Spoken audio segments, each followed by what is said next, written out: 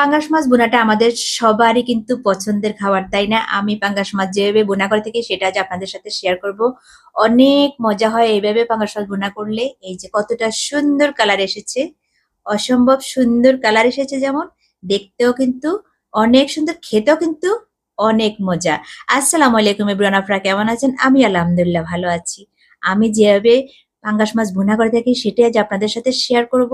এই যে আমি যেভাবে বোনা করে থাকি সেইভাবে রান্না করলে কালার কতটা সুন্দর আসে, শুধু সেটাই দেখেন। অসম্ভব সুন্দর একটা কালার আসছে। এই যে, তাহলে চলুন দেখে আসি রেসিপিটি। আমি প্রথমে মাছগুলোকে ফ্রাই করে নিব। এই যে দিয়ে দিয়েছি মাছের সাথে হলুদের গুঁড়া, মরিচের গুঁড়া, লবণ, আর কিছুই দেব না। এটা দিয়ে ভালোভাবে মেখে এখন ফ্রাই করে নিব একদম কড়াইতে। চুলাটা একদম বাড়িয়ে রাখবো, তেল গরম হলে কিন্তু দিয়ে দিব মাছগুলো। এই পিঠটা এক পিঠ ভালোভাবে লাল লাল হয়ে গেলে কিন্তু আরেক পিঠ উল্টিয়ে দিব।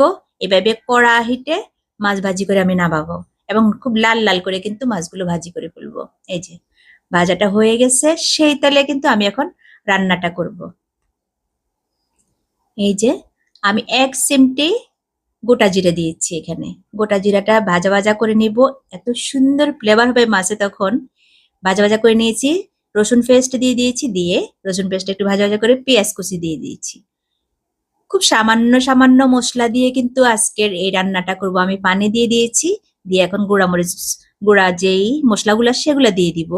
এই যে দিয়ে দিব সামান্য পরিমাণে হলুদের গুঁড়া, দিয়ে দিব সামান্য পরিমাণে, একদম সামান্য পরিমাণ দিব। খুব কালার কালার হলে কিন্তু ভালো লাগে না খেতে। আর অরিজিনাল যে মাছের রান্নার যে সৌন্দর্যটা সেটা কিন্তু আসে না, হয়তো হলুদের কেটে একটা কালার হয়ে যেটা ভালো লাগে না। দিয়ে দিয়েছি মরিচের গুঁড়া ১ চামচ, হাফ চামচ দিয়েছি জিরার গুঁড়া, হাফ চামচ ধনিয়ার গুঁড়া।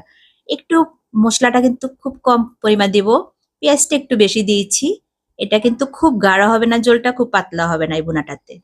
এতে কিন্তু মাছটা খেতে বেশি ভালো লাগবে।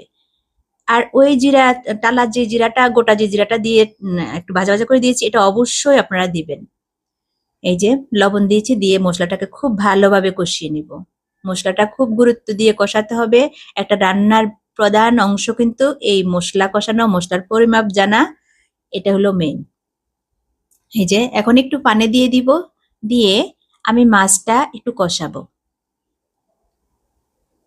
মাছটা একটু কষাবো, মশলাটা যেন মাছের ভিতরে প্রবেশ করে সেজন্য একটু পানি দিয়েছি। এই পানিগুলোকে কিন্তু আমি মাছের সাথে কষিয়ে কষিয়ে শুকিয়ে ফেলবো এটা। এখন মাছটা দিয়ে দিব, এই যে ভাজা মাছটা দিয়ে দিব, দিয়ে তারপর এটাকে একদম এই পানি